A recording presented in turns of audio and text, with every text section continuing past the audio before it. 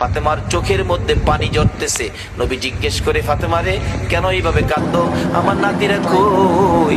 দুই নাতি না দেখলে আমার শান্তি লাগে না। ফাতেমা বলেন, বাবা গো, আমি কাঁদতেছি কোন ব্যথায়? ঘরের পিছনে যাইয়া দেখেন গো বাবা, আজকে 3টা দিন পার হয়ে গেল, আমি ফাতেমার চলে না। আপনার আদরের দুই নাতি না খাইয়া থাকতে থাকতে পেটের খিদার যন্ত্রণায় ঘরের পিছনে গলাগুলি করে নানা নানা কইয়া কাঁদতেছে গো বাবা। আমার নবী পিছনে যাইয়া দেখে গলাগুলি করে নানা নানা কইয়া কাঁদতেছে। নানা গো, পেটের খিদা গো নানা, সহ্য করতে পারি না।